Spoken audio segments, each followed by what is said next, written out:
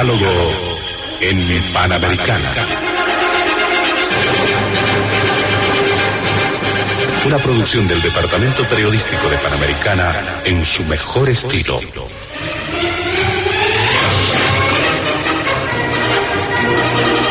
Entrevistas exclusivas sobre temas que crean expectativa general. Diálogo en Panamericana. Los sábados al mediodía y cada domingo a las 8 de la mañana. Y en trasnoche a las 24. Quedan ustedes con el staff de periodistas de Radio Panamericana.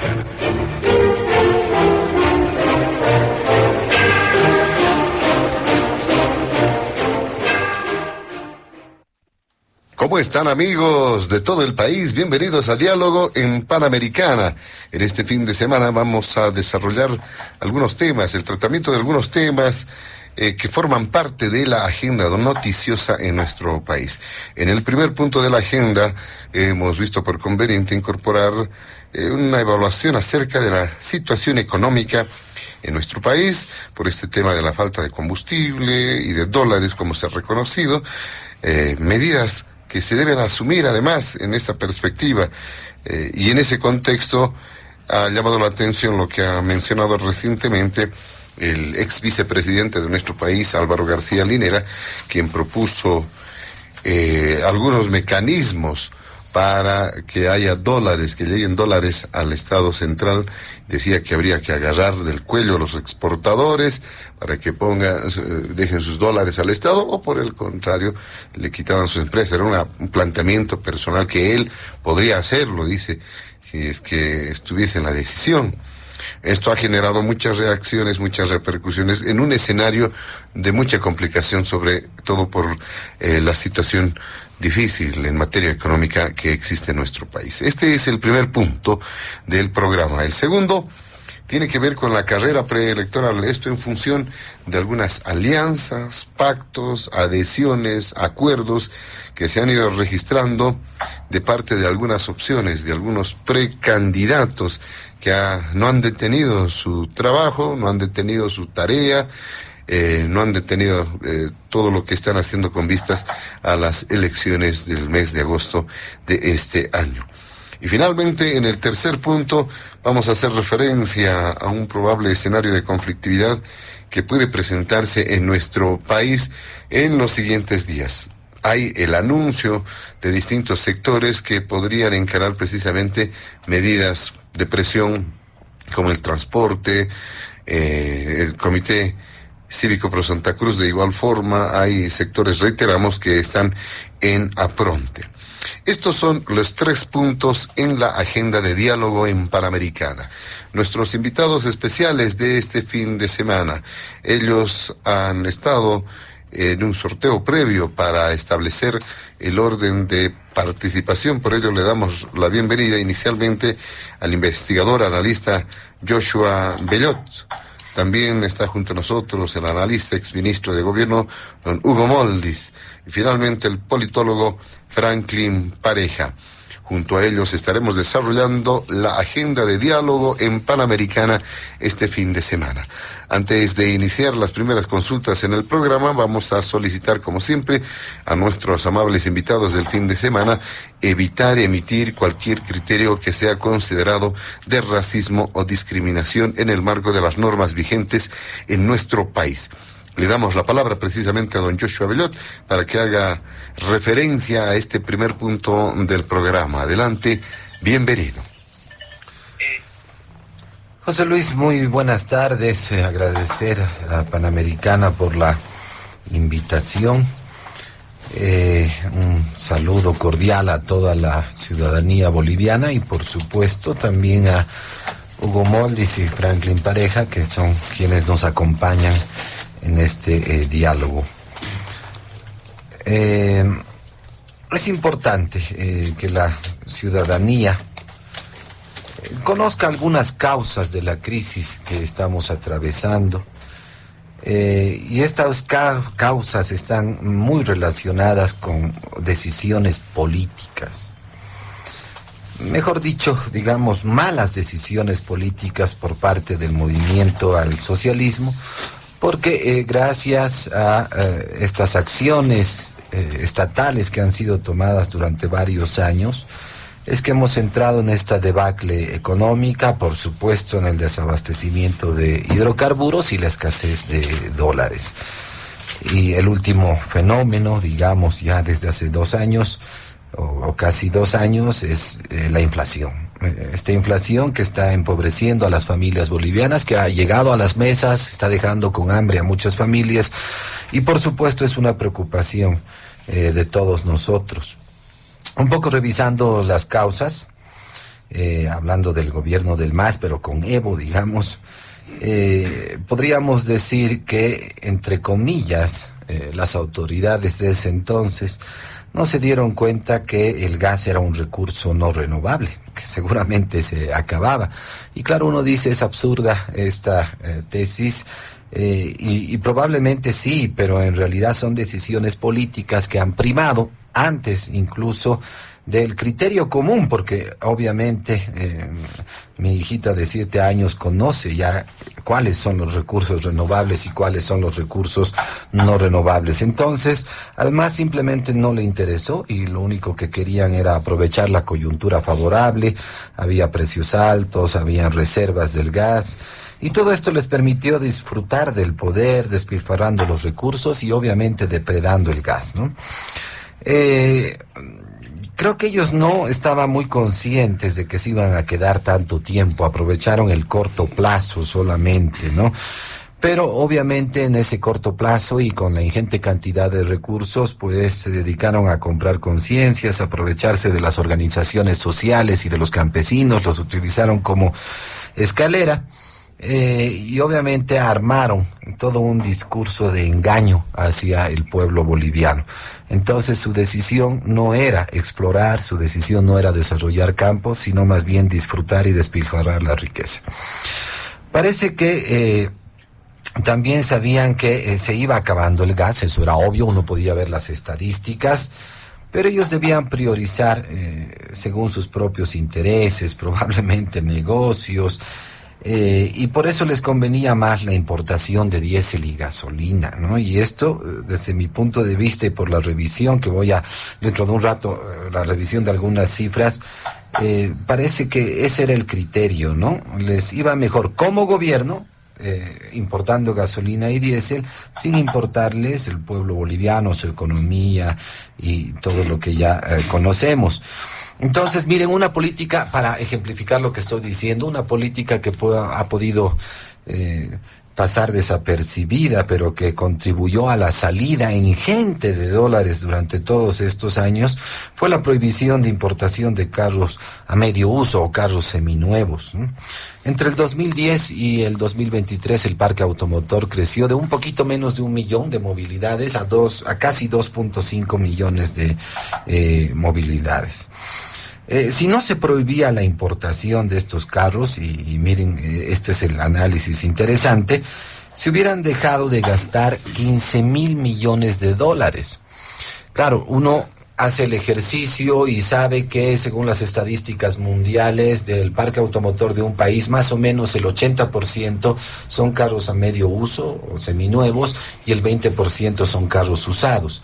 Sin embargo, para ser, digamos, un poco flexibles con la estadística, se ha hecho una simulación de 70-30, ¿no? Si no hubieran prohibido la importación de carros usados, entonces el parque automotor hubiera estado compuesto por 70% carros a medio uso seminuevos y 30% de carros nuevos. Y esta es la diferencia. Si uno cuantifica cuánto cuesta un carro o nuevo o usado y hace esa diferencia, son 15,000 millones de dólares. Entonces, solo esta política ha hecho que salgan del país el equivalente a las reservas internacionales netas que teníamos el 2015. ¿Y cuál fue el objetivo de esta política? Sabían que había muchos problemas al traer carros nuevos, porque primero, alguien que quería trabajar de taxista no puede cambiar rápidamente su instrumento de trabajo, el auto, la movilidad. Porque le cuesta mucho y además compró ese carro a través de un crédito. Pero el objetivo era privilegiar a solamente 9 o 10 concesionarias en el país. Y todos sabemos, pues, quién dicen que es dueño de una de las principales concesionarias. Entonces, miren, esta fue una política premeditada que provocó la salida de dólares en el país y por eso ahora no tenemos dólares y encima tenemos ya carros que no los podemos cambiar para continuar o hacer sostenible nuestro trabajo, digamos, en el caso de que sea transporte urbano. La otra política que también fue premeditada fue la fijación del tipo de cambio el 2011. Esto permitió que nos volvamos consumistas, obviamente se privilegió la economía de otros países y un efecto también importante fue que destruyeron la industria nacional y nos volvieron sumamente dependientes al dólar. Todo lo contrario del discurso, ¿no? Odiaban al imperio, odiaban el dólar, decían que ahora el boliviano era lo mejor, tener bolivianos servía y tener dólares no servía, pero en realidad con la política de fijación del tipo de cambio hicieron todo lo contrario. Pero esa era la forma, pues, de crear un espejismo en la economía, subsidiar básicamente la actividad económica. Entraban muchos dólares a la economía, salían para comprar carros, salían para comprar todo tipo de productos. Se generaba una interesante actividad económica y le llamaron el milagro económico, ¿no? Que en realidad era un espejismo, era una política mentirosa y por supuesto era una política poco sostenible que más bien hacía que la economía se dirija hacia un debacle, que básicamente es lo que estamos viviendo ahora, la política, mejor dicho, la crisis económica. Entonces, además, esto también comprometía la seguridad alimentaria porque empezamos a importar muchos productos del extranjero, digamos, desde papa, tomate, frutas peruanas, entonces se destruía la industria nacional y nos hacía dependientes a esos productos. Claro, cuando no hay dólares, pues se acaban todos estos productos y los mercados en general quedan desabastecidos. Eso es lo que estamos viviendo. Y otra causa también muy importante fue el crecimiento desmedido del gasto estatal. Todos ya hemos hablado de esta acción estatal. El 2006 los gastos corrientes alcanzaban a 22.000 millones de bolivianos y para el 2024 se presupuestaron 144.000 millones de bolivianos. Más de 7 veces más creció el gasto público. Y este gasto público tuvo varios efectos, perforó la democracia. ¿Por qué? Porque se cooptaba los poderes a través del poder central y la riqueza estatal que se concentraba solo en unos pocos. Entonces el presupuesto general del Estado se instrumentalizó para crear el clientelismo, para extorsionar a las personas y para cooptar a todos los poderes al mando de solamente el poder central, como buen modelo socialista. Pero además se confiscaba la riqueza de los bolivianos, hubo una política de cambio, digamos, la riqueza es como una torta, ¿no? Entonces, mientras más grande el Estado es el que come y deja nada para los privados. Eso fue lo que ocurrió con el crecimiento del Estado y esto vino acompañado de una desinstitucionalización total del país. Y por supuesto también este gasto desmedido presionó a la salida de dólares. Y claro, fue parte de la desaparición de los dólares o de esta acción, de este comportamiento de desaparición de los dólares en la economía. ¿Por qué? Porque incentivaba solo las importaciones, otra vez destruía la producción nacional, generaba desempleo y, por supuesto, la informalidad aumentó a toda velocidad. Por lo tanto, otra vez el gobierno, pues, o mejor dicho, incentivaba la salida de dólares al punto de hacerlos desaparecer, promoviendo una devaluación del tipo de cambio. Entonces, esta devaluación tiene sus causas en precisamente estas acciones estatales que acabo de mencionar. Y todo esto, pues, terminó en la presión de los precios hacia arriba, la inflación que estamos viviendo hoy en día. Eso hablando un poquito de las causas, pero también me interesa hablar un poco del oscuro del negocio. Hay muchas denuncias hoy en día sobre precios, contratos mal habidos, no sé, algunas algunas negociaciones, en general muy oscuro, como todo lo que hace el gobierno del MAS, ya sea el MAS 1 o el MAS 2, han tenido exactamente el mismo comportamiento, pero yo quiero ver y que la población se entere de lo oscuro de este negocio a través del análisis de las cifras. No me interesa, yo no tengo pruebas, no tengo nada sobre la probable o la potencial corrupción, pero las cifras nos demuestran una inconsistencia gravísima en este negocio. Vayamos a ver un poquito la gasolina. A ver, la gasolina que más importa el gobierno es la gasolina corriente, digamos, con un octanaje menor a 87. Miren, solo para ver los últimos años, entre el 2022 y el 2023, el precio del petróleo cayó. Y obviamente el precio del petróleo es referencia para la importación de la gasolina o el diésel. Pero resulta que entre estos 2 años, en vez de que haya bajado el precio de la gasolina importada, la gasolina corriente, el precio ha subido. Entonces, esta es una primera inconsistencia, y miren, si nosotros calculamos ese precio de importación al tipo de cambio oficial, el 2023 este precio era de 6,78 y el 2023 alcanzó 6,92. Esto es sumamente inconsistente, no se puede dar, y aquí obviamente denota que potencialmente podría haber algún negocio oscuro. Si comparamos solo las cifras del 2024, miren, resulta que esta gasolina, la de menor calidad, la de menor octanaje, la gasolina corriente, tiene un precio de importación mayor a la gasolina entre 87 y 90 octanos.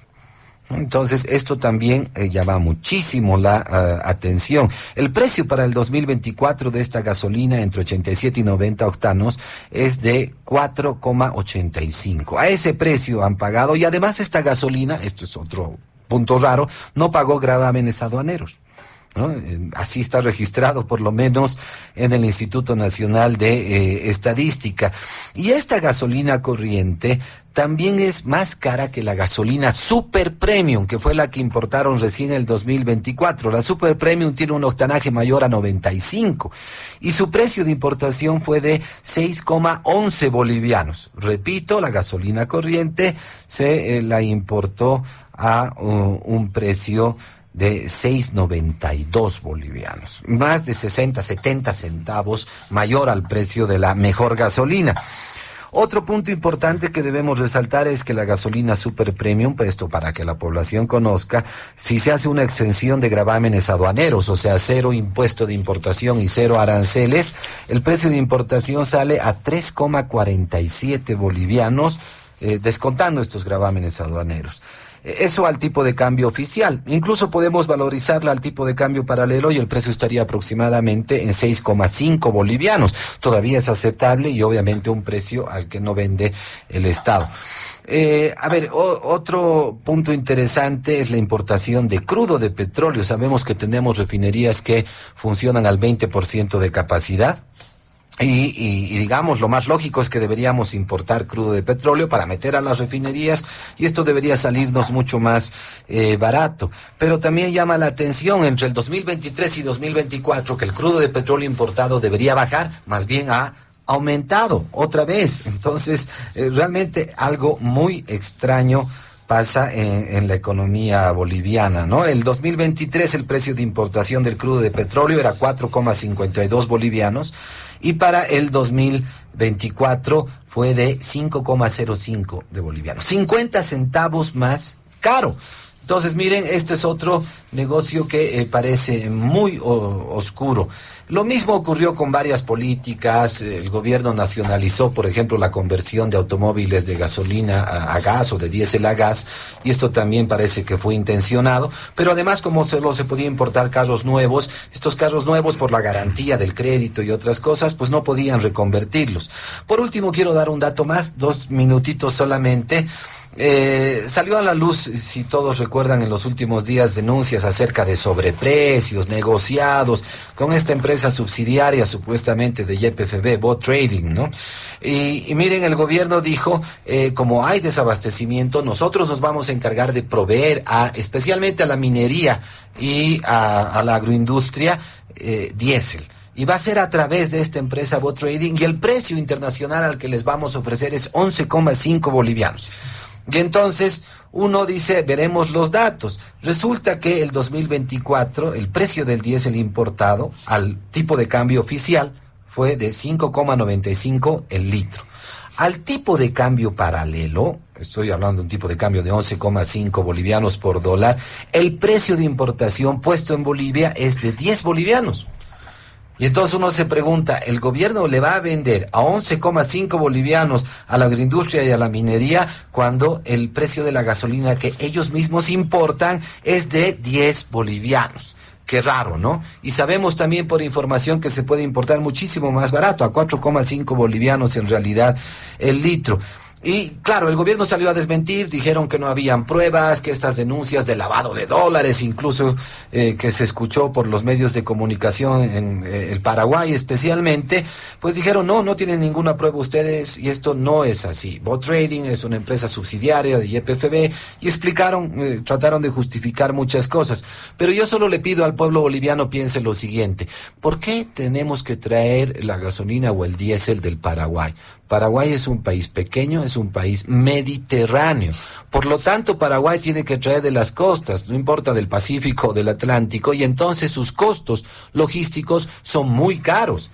¿Por qué debemos comprar del Paraguay teniendo a Perú y a Chile como vecinos? Podemos utilizar sus puertos, pero el gobierno mágicamente o oscuramente prefiere traer del Paraguay. Repito, que tiene los costos más altos. Entonces, claramente, esta no es una medida, una política eficiente. Esta es una política que tiene algún charle oscuro por detrás, porque por simple lógica, obviamente, el hidrocarburo de Paraguay es mucho más caro que de Perú y de Chile. Me quedo ahí, José Luis. Voy a hablar en la próxima parte un poquito de propuestas que me parecen importantes, pero este diagnóstico era importante para que la gente se dé cuenta que solo revisando los datos, este negocio realmente es muy, muy oscuro. Muy bien, muchas gracias, don Joshua Bellot. ¿Qué dice don Hugo Moldis en este primer punto del programa, dando cuenta de lo que sucede en nuestro país? Adelante, bienvenido. Bueno, buenas tardes, José Luis, buenas tardes, Panamericana, su gran audiencia. Un gusto estar acá con Franklin y con Joshua. Y bueno, sobre este primer punto, yo creo que hay que tener mucho cuidado con el manejo de los datos, porque hay números que oscurecen lo que uno pretende explicar. Y voy a dar nomás un dato que termina por echar abajo todo lo que ha dicho Joshua en un intento desesperado de ver cosas que no existen. El presupuesto, y esto no es nuevo, el presupuesto general del Estado, los gobiernos calculan en función de el petróleo de Brasil. El año pasado, el año 2024, el gobierno boliviano calculó en $71 el barril, ¿sí? A veces esto, digamos, pone en problemas cuando el Brasil, por ejemplo, producto de un conflicto militar, etcétera, se dispara, por ejemplo, a 80, 90, 100, que es lo que ha ocurrido varias veces, ¿no? O a veces también te puede dejar incomodidad cuando el presupuesto por Brasil que has calculado para tu presupuesto, valga la reiteración, baja. Bueno, el 2024 el precio del Brasil estaba entre 75 y $80 promedio, ¿ya? Lo cual ciertamente, más que generarle alivio al gobierno, le generó problemas, ¿no?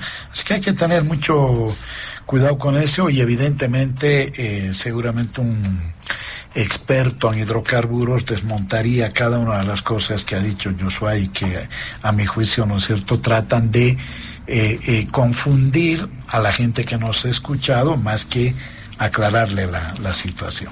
Bueno, vayamos al tema que nos convoca. Estamos evidentemente en un momento complicado donde se combinan problemas de abastecimiento de combustible, que en el mes que estamos pasando ha sido, digamos, el más grave, ¿verdad? Lo hemos visto, y sería, digamos, no actuar con honestidad de negar esa situación. El tema de la disponibilidad de dólares se mantiene como hace varios meses. No sé si ese es un tema que evidentemente le afecta a determinados sectores de la población, particularmente empresarios, informales, en fin, aunque a otros también les conviene, ¿no? Hablando de la agroindustria y esta suerte de relación carnal, podrían decir algunos, con la banca privada, porque exporta. No todos los dólares que generan por la exportación los dejan fuera del país. Lo poco que deciden traer lo negocian con la banca privada por fuera, y los importadores tienen que pagar, ¿no?, entre $10 la unidad, $11, $12, $13, en fin. Ahí hay un tema complicado. Y el tema de el alza de los precios, son tres, a lo que deberíamos agregarle lo siguiente: este es un país que depende de la exportación de gas. Lo ha hecho en el periodo neoliberal y también en el periodo inaugurado el 2006, el ciclo político inaugurado el 2006, con una diferencia, hablando de los que están tirando el grito al cielo a propósito de las palabras de Álvaro García Linera, que yo las entiendo más como con el uso de un lenguaje figurado, ¿sí?, que otra cosa, pero que en el fondo del problema, que es lo que no se quiere responder, y los que defienden el achicamiento del Estado, ¿no?, y viva la libertad de empresa, no se animan a admitir que fue el propio Víctor Paz Estenssoro, el 21060, que determinó en su artículo 5 la obligatoriedad que tenían los empresarios y el Estado que exportaba, la obligatoriedad de pasar las divisas el 100% por el Banco Central, ¿sí? Esto fue hecho, fíjense, por Víctor Paz, Decreto Supremo 21060, que fue el inicio de la aplicación del modelo neoliberal en Bolivia. Este decreto fue levantado por Sánchez de Lozada el 31 de julio de 1997, ya poco antes de dejar el gobierno. El primero con el decreto 21060 y el segundo con el decreto 24756. Bueno, esta práctica es habitual en la mayor parte de los países del mundo. No es ninguna medida ni revolucionaria, ni confiscatoria, ni nada por el estilo. Es una medida que la tienen gobiernos y estados absolutamente liberales, y con mucha razón, que es la manera en la que se garantiza el flujo y la disponibilidad de dólares en un país determinado. De algún lado tienen que salir los dólares, ¿verdad? En el caso boliviano, los excedentes han sido generados por la exportación de gas. Hoy esa exportación se ha reducido, pero drásticamente. De un promedio de 4 a 6 mil millones de dólares al año, hoy, ¿no es cierto?, se ha disminuido a no más de 500, 600 millones de dólares al año, ¿sí? En el mejor de los casos son como 500 millones de dólares al mes. Muy bien. Evidentemente ahí ha habido una falla. Es no haber desarrollado una agresiva tarea de exploración para compensar la declinación de unos pozos, que es lo que sucede en la industria hidrocarburífera, compensarlo con el descubrimiento y la puesta en marcha de otros, ¿verdad? La situación es que no se hizo eso. El dato de la realidad es que hoy el Estado no tiene la misma capacidad de generar excedentes como en el pasado. Ahora, esto no pasaba si nadie se percataba, nadie le ponía atención, porque evidentemente al país ingresaban muchos dólares. Esto, situación que, ahí está sí mi crítica al ex vicepresidente, que no tenía que haber esperado una situación como la que estamos viviendo ahora, sino más bien de haber repuesto un decreto que ya lo hizo Víctor Paz en la parte del artículo 5, ojo, en la parte de la disposición quinta, para establecer la obligatoriedad.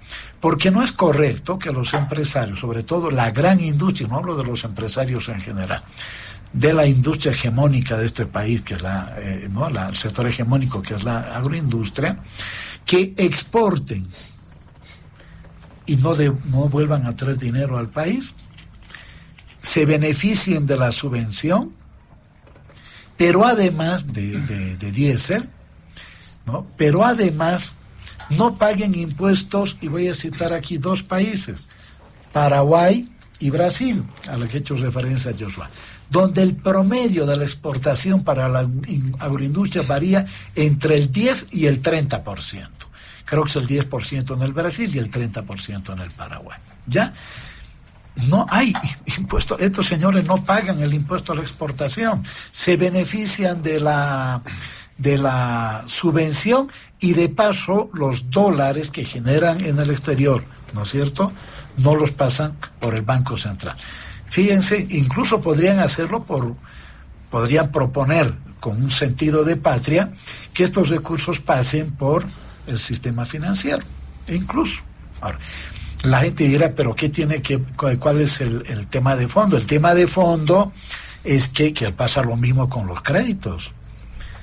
Entran dólares frescos al Banco Central, la gente aquí compra, le paga a su trabajador, hace sus gastos cotidianos con bolivianos, no con dólares. Por lo tanto, el Estado tiene, ¿no es cierto?, una capacidad de movimiento mayor de la que tiene hoy, que casi prácticamente no la tiene. Y con eso se podría atender, con esos dólares que pasan por el Banco Central, se podría atender la demanda que tienen en justicia, por ejemplo, los importadores de fármacos, que hoy han tenido que, ¿no es cierto?, incrementar los precios ante la poca o la no disponibilidad de los dólares, ¿no? Entonces, como se verá, hay 2 percepciones distintas. La una es que somos capísimos, y digo a los que tienen un pensamiento liberal, de reclamar el achicamiento del Estado, ¿no es cierto?, de pedir el respeto absoluto a la libertad de empresa, etcétera, pero por otra parte no dicen absolutamente nada, y esto va desde el periodo neoliberal, cuando los empresarios se benefician de subvenciones, de no pago de impuestos, como lo que acabo de señalar, o de líneas de crédito que a veces no le han terminado de pagar al Estado, etcétera, etcétera, ¿no? Entonces, cuánto de Estado y cuánto más de sociedad civil, ¿no?, por llamarlo de esa manera, depende mucho, son fronteras muy que se mueven permanentemente, ¿no?, muy flexibles. Entonces, desde esa manera, ¿cómo tenemos que entender lo que está pasando en el país? Voy a dar más datos. La agroindustria, volviendo a eso, genera 3.225 millones de dólares mínimo al año. La minería, 5.000 millones de dólares, ¿sí? Daría más que la agroindustria. Y la banca tiene cerca de 379 millones de utilidades el 2024, que es lo mínimo, ojo. Muchos dicen que es más. Entonces, a ver, este es un país con un modelo económico plural, versus el modelo económico absolutamente liberal y privatizador que nos están planteando, por ejemplo, quienes ya están en competencia. En ese modelo plural, iniciativa privada, inversión pública, empresas públicas, ¿no?, la cooperativa y la economía comunitaria, que es en realidad la más pequeña o casi inexistente, pero es plural, ¿no? Frente a la economía liberal que tanto se la reivindica, evidentemente hay mayor ventaja con una economía plural que con una economía solo de que atienda solo un sector, ¿no? Pues bien, yo pienso que estamos en un momento de transición que le está golpeando a todos. El Mayaya, por ejemplo, X1 va a funcionar recién 2026, 2027, 2026, si no me equivoco. El 10º descubrimiento más importante en el mundo, de acuerdo a las publicaciones especializadas en el tema en el planeta, ¿no? Segundo, tenemos ya la puesta en marcha de la planta siderúrgica del Mutún, que tanto se ha hablado, se ha esperado, hoy está ahí, ¿verdad? Y tenemos, ojalá, ¿no es cierto?, que la Asamblea Legislativa se despoje de su visión de bloqueo, que piensen los bolivianos en el país, ¿no?, de que se aprueben los contratos de litio modificados como tiene que ser, donde se tenga que modificar o aprobar si es que no hay observaciones, en fin, ¿no?, que le van a generar ingresos a este país. Y yo quiero decirle a la gente que no se deje desinformar. Los dos contratos con los chinos y el contrato con Rusia, si se aprobaran, representan no más del 1.4% de las reservas del país. Si no es el 20%, el 10%, no. Si tenemos una reserva tan grande donde perfectamente se puede combinar lo que quieren algunos para ¿no?, declarar una zona turística con otras partes para la generación de ingresos. Ahora bien, y decía, ¿por qué de transición? Porque estamos transitando de una economía a otra, de la economía del gas a la economía más bien diversificada, donde vamos a tener hierro, donde vamos a tener litio, donde vamos a volver a exportar gas, etcétera, etcétera. Ese tránsito siempre es traumático y para ese tránsito se necesitan las medidas que hoy se están planteando, los créditos. Y un país, no es un delito que un país se preste plata. Estados Unidos es el país más endeudado del mundo y aquí tampoco se dice nada, ¿no? Entonces, y esos créditos, ojo, van a tener que ser utilizados, unos con el Fondo Monetario Internacional, otros con otras fuentes alternativas más multilaterales, pero todos lo van a tener que hacer. Si uno ve lo que está planteando Samuel Tuto, etcétera, etcétera, todos hablan de los créditos, ¿no? Muy bien, muchas gracias, don Hugo Moldis. Don Franklin Pareja, ¿qué dice en este primer punto? Adelante. Gracias, José Luis. Un gran saludo a todos quienes tienen la amabilidad de autoflagelarse este sábado a mediodía. Siempre es un día para estar en familia, para disfrutar y a veces no para escuchar noticias tan poco halagüeñas, pero bueno, esa es la virtud de Panamericana, que está años de años, y creo que yo cuando era un pequeñito con mi papá escuchaba diálogos, así que ya es parte de la compañía de los bolivianos.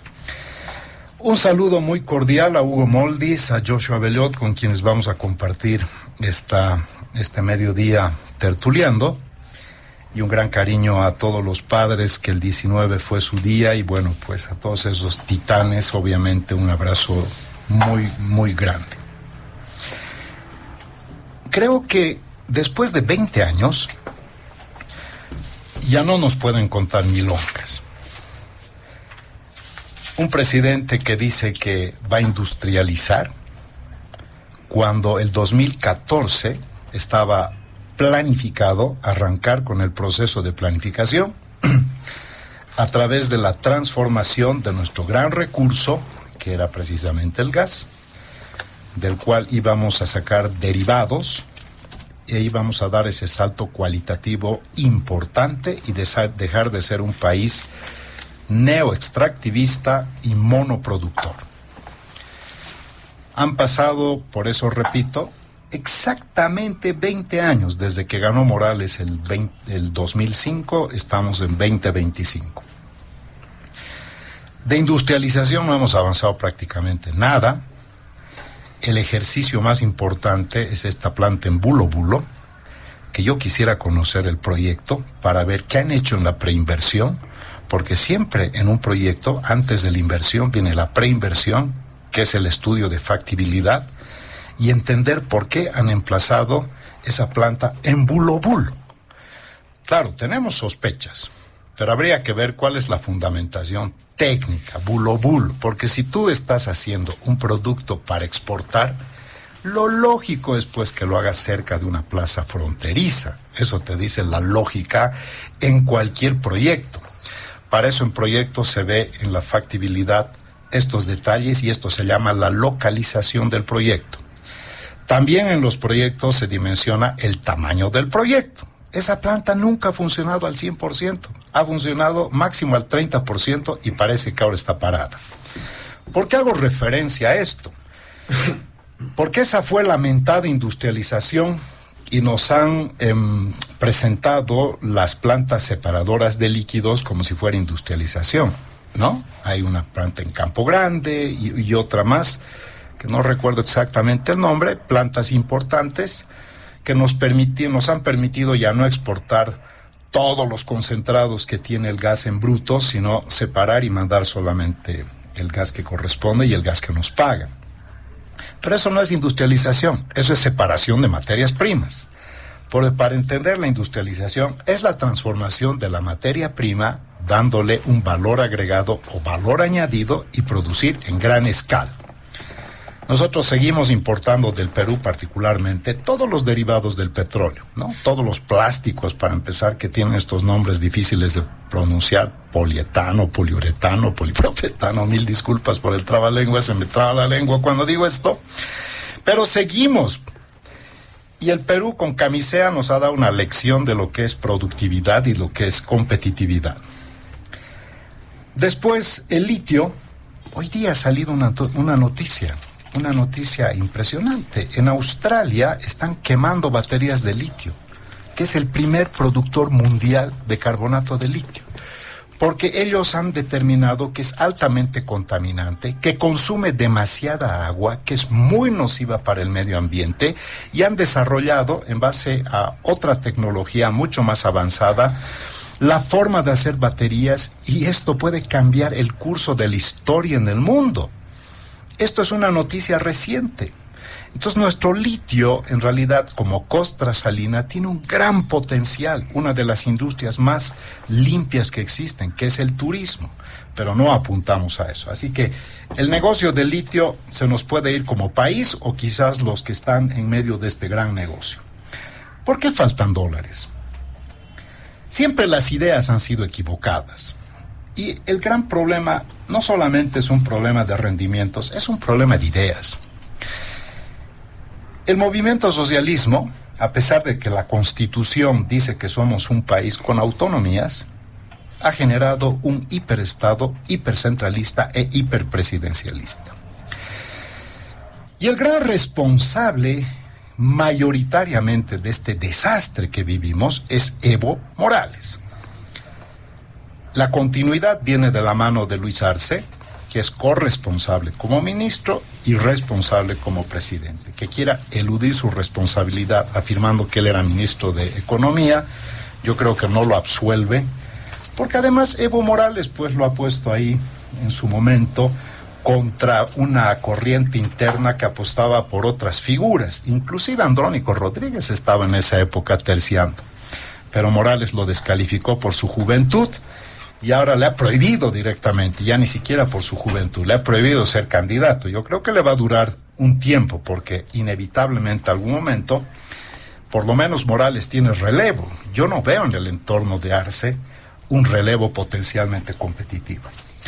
Digo las ideas porque definitivamente hemos hecho cosas de origen que están mal. Primero, no voy a repetir ya los datos porque sería ocioso que vuelva a decir todo lo que ya han dicho en esta mesa. El día que nosotros nos hemos ufanado de la nacionalización, hemos dado la peor señal al mundo. No hay seguridad jurídica en Bolivia. Pero además la seguridad jurídica nunca ha sido precisamente un valor que los bolivianos hemos tenido desde la fundación de la República. Ya ha habido una nacionalización en 1952, ya ha habido una nacionalización también durante el gobierno, creo que de Obando, cuando estuvo Marcelo Quiroga Santa Cruz de ministro. Es esta impronta siempre de pensar que el Estado tiene que ser el motor del desarrollo, el motor de la economía, y eso no ha funcionado en ninguna parte del mundo. Aquí ya no tenemos que hablar con un sesgo ideológico, sino tenemos que ir a la evidencia empírica. De hecho, el buque insignia del Brasil era Petrobras. Era su buque insignia, era el orgullo de los brasileros. Los brasileros se enorgullecían de tres cosas: de Pelé, de su carnaval y de Petrobras.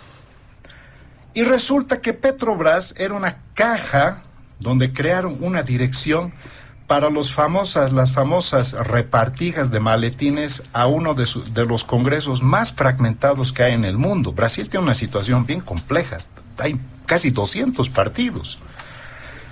Entonces, ni Petrobras, que aparentemente era la excepción en el mundo de que el Estado podía ser un buen administrador, cayó por el suelo. Ahí está pues el caso Lavallato, el caso Mensalao, por eso también Lula hasta entró a la cárcel, después lo absolvieron, pero ya sabemos que en medio de todo esto hay pues la variable política.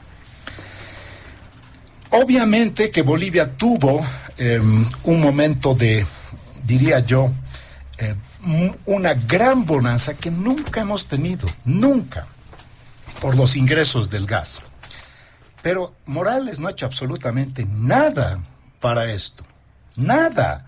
Le han dejado los gasoductos instalados, los contratos firmados, la indexación al precio del dólar, y venga aquí a cosechar el dólar, los dólares. El IDH, que es el impuesto directo a los hidrocarburos, ha significado un mayor ingreso que la nacionalización. Ahora, increíblemente, el gobierno actual tiene el tupé de decir: no hemos cuidado la nacionalización, o sea, como si fueran pues niños.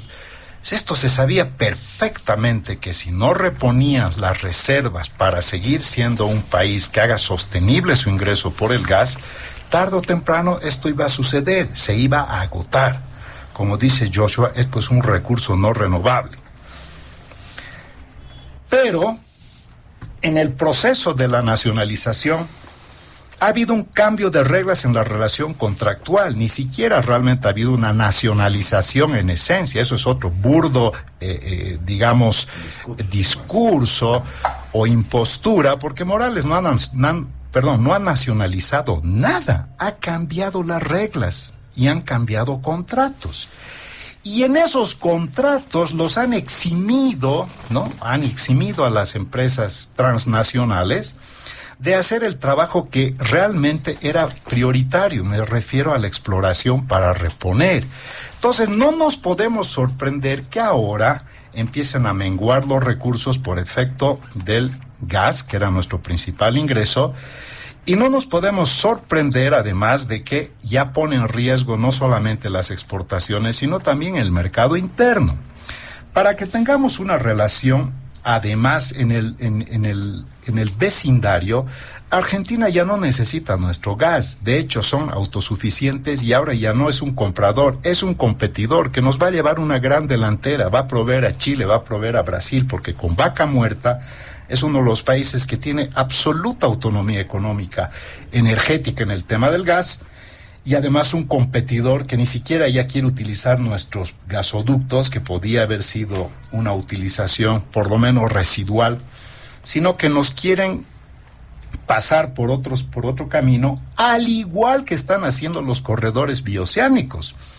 Nadie quiere pasar por Bolivia, porque como este es un país con altos niveles de inestabilidad, ahuyenta pues las inversiones. Algunos datos que yo creo que son importantes. Por ejemplo, en el índice global de Estado de Derecho, Bolivia ocupa el puesto 131 de 140. Cuando tú lo asocias esto a la inversión, obviamente tú dices, este es un país demasiado complejo para invertir. Como tenemos esa reputación, nos hemos hecho con la calificación de riesgo, nos hemos hecho dar una calificación hoy por hoy de CC-, o sea, seguimos siendo peores. El único país en Latinoamérica por el que nosotros estamos encima es, en este caso, Venezuela. O sea, solo Venezuela está peor que nosotros. Y en seguridad jurídica ocupamos el último puesto, compartiendo con Guatemala, Haití y Venezuela. Entonces, ¿por qué me refiero a esto, José Luis? Permítame, no he utilizado tanto tiempo como los contertulios. Los dólares se obtienen de diferentes fuentes. Exportaciones. Cuando se acaban o cuando menguan o cuando ya son negativas, vas a las reservas, el chanchito, hay que romper la alcancía. Cuando eso mengua, vas a la deuda. Cuando eso mengua, vas a los DEX, que por cierto también 926 millones ya los han pulverizado, pero eso no está en este momento contabilizado en la deuda. Y también vas a las remesas. Pero en realidad los países, ¿de dónde captan realmente dólares en gran cantidad? ¿Saben de dónde? De la inversión extranjera directa. ¿Por qué? Porque cuando tú abres tu país para las inversiones y las proteges y brindas seguridad jurídica, eres un país que empieza a recibir inversión. El año 2023 a Latinoamérica han entrado 184.304 millones de dólares y de esa torta se ha llevado Brasil el 65%, México el 30% y otros porcentajes chiquititos otros países. Y Bolivia, ¿saben cuánto se ha llevado? 0.08, o sea, casi nada. ¿Por qué? Si Bolivia tiene gran potencial para el turismo, tiene gran potencial todavía con sus recursos naturales. Bolivia es un país de vocación minera. 100 años más vamos a ser un país minero. Bolivia tiene oro, tiene plata, tiene zinc, tiene antimonio. Es decir, este es un país minero que tiene una vocación. No hay que perder de vista cuál es su vocación. Entonces tiene mucho todavía para atraer inversión. Pero la forma en la que gestionamos nuestro Estado de Derecho, la seguridad jurídica, la convulsión social, indudablemente que nos pone como un país poco atractivo. Entonces, no nos sorprendamos que al final del día a Bolivia no quieren venir a invertir, se nos va acabando las fuentes de ingresos por una política errática y sale el gran salvador. Hay que agarrarlos del cuello a los empresarios. Claro, realmente piensa así. Yo no creo lo que dice nuestro amigo Hugo Moldis, que dice en sentido figurado. No, yo no creo que sea en sentido figurado. Yo creo que es literal, ¿no? Pero no hay que tampoco equivocarnos. Porque esta política antiempresarial y de echarle en un momento de crisis la culpa a los empresarios y dar a entender que la solución mágica es agarrarlos del cuello a los empresarios, está exacerbando los ánimos. O sea, la gente piensa realmente que los enemigos, los que están generando el agio, la especulación, es el sector productivo empresarial que nunca ha aparecido en la ecuación. Y termino con esto.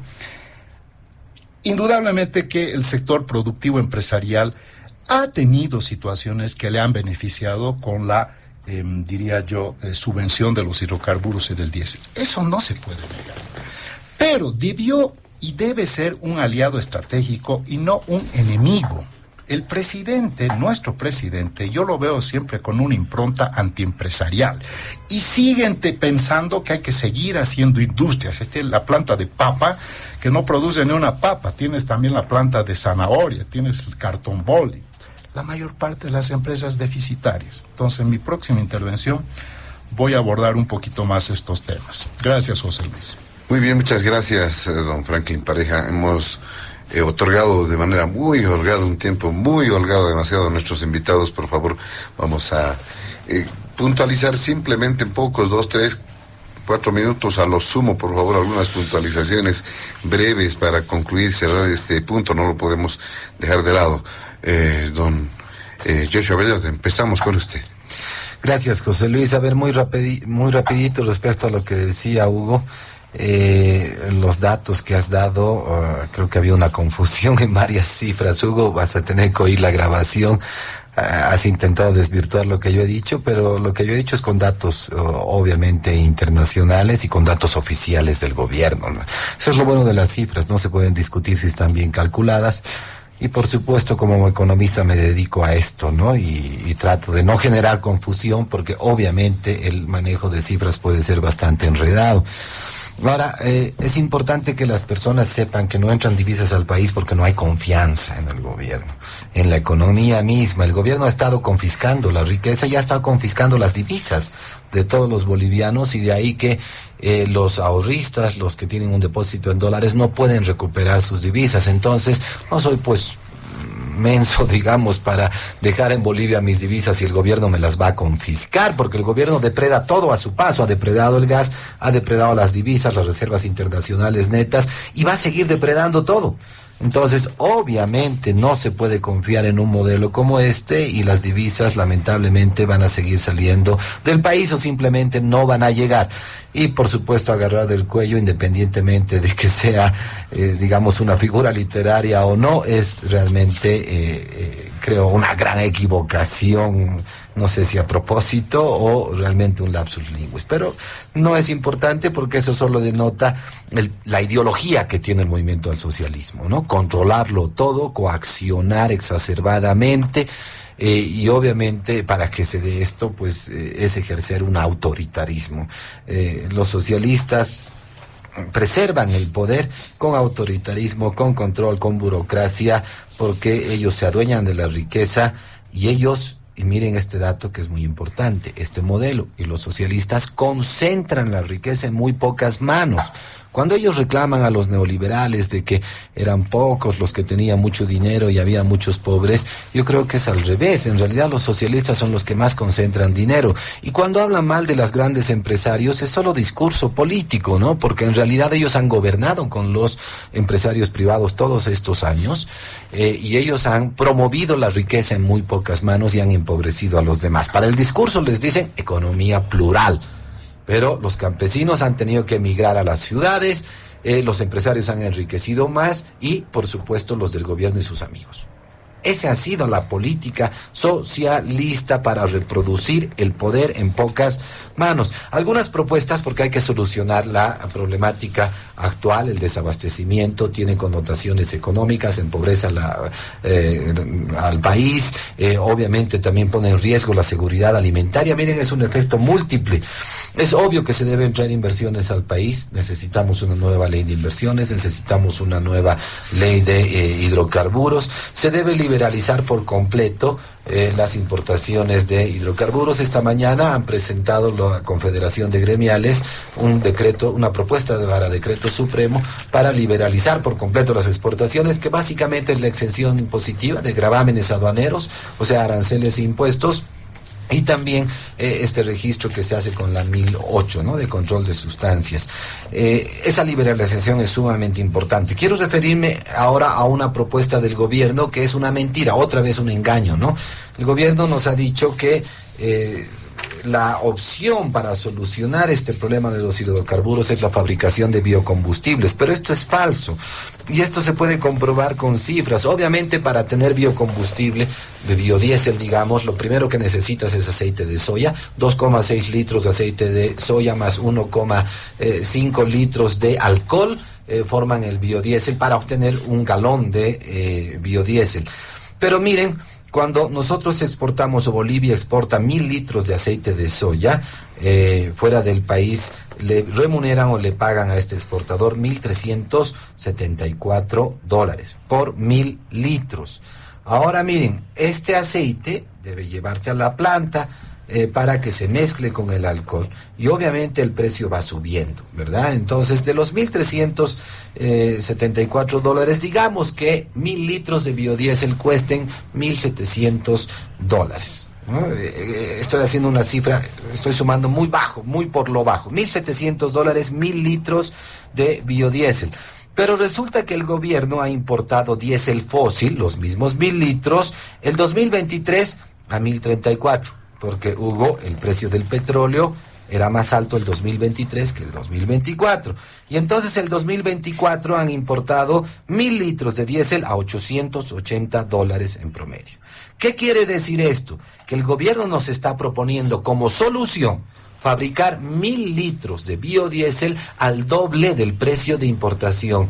Entonces, por cada 1.000 litros de biodiesel que fabriquemos, podríamos importar 2.000 litros de diésel. Imagínense el engaño, imagínense la mentira que nos está proponiendo el gobierno, y obviamente la fabricación de biodiesel tiene además consecuencias medioambientales, ¿no? Se utilizan, los cálculos nos dicen que se utilizan 6.000 litros de agua para fabricar 1 litro de biodiesel, ¿no? Pero bueno, tiene otras connotaciones ambientales también. El gobierno, si detiene el contrabando, que como son autoritarios deberían hacerlo, ¿verdad? Meter militares, dicen, a las fronteras y demás, pero no detienen el contrabando. Eso significaría un ahorro de $600 millones. Si bajarían los fletes de transporte, también se le paga a un camión por transportar, a un cisterna por transportar al Paraguay o por traer del Paraguay combustibles, $6.000 en promedio. Y encima estos señores han pedido el reajuste de un 20%. ¿Y por qué es caro? Porque si comparas con un camión de transporte pesado internacional, el flete para estos camiones es solo de $1.500, un cuarto. Entonces imagínense el tremendo negocio que hay solo con los cisternas, que está en muy pocas manos, porque les gusta concentrar la riqueza. Entonces, si solucionaríamos eso, por supuesto también se ahorraría mucho. Importar de verdad el crudo de petróleo a precio real también nos salvaría mucho. Y por último, una medida efectiva, y con esto termino, José Luis, muy rapidito. El gobierno ha detenido la conversión de carros a gas. Ha sido todo un fracaso, y si pensaban en el pueblo y en su economía, tener un carro a gas natural vehicular es mucho más barato, es 1/3 hasta 1/4 más barato, mejor dicho, 3/4, 2/3 hasta 3/4 más barato que comprar gasolina y diésel. Pero en realidad, con las políticas del gobierno, miren, ha disminuido el consumo de gas natural vehicular. El 2010, de todo el parque automotor, el 21% funcionaba a gas vehicular. En la actualidad es un 16% o menos. Con una política agresiva de conversión de estos automóviles a gas natural, se podrían en un año convertir 400,000 automóviles, y se podría lograr un beneficio, un ahorro de $800 millones. Entonces, $800 millones más el contrabando que se podría evitar, estamos hablando de $1.400 millones. Retirar un poquito los fletes de transporte y otros aspectos, podríamos ahorrarnos en un año $1.800 millones, más de la mitad de la importación actual. Esas son las soluciones, y no el discurso mentiroso del gobierno que ha provocado esta crisis, supongo, para sus propios beneficios. Muy bien, muchas gracias, don Joshua Bellot. Le damos la palabra a don Hugo Moldis para puntualizar, cerrar sus apuntes en ese primer punto. Sí, la verdad que me llama mucho la atención y me provoca, lo voy a decir con todo el respeto, ahí gracia, ¿no? Porque decir que el Estado está provocando eso, no sé con qué intereses, es realmente confundir papayas con manzanas, ¿no?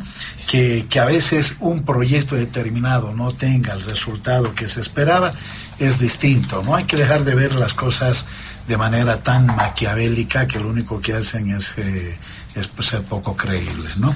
Y sobre el papel del Estado, no es cierto, Franklin, y tú lo sabes como politólogo.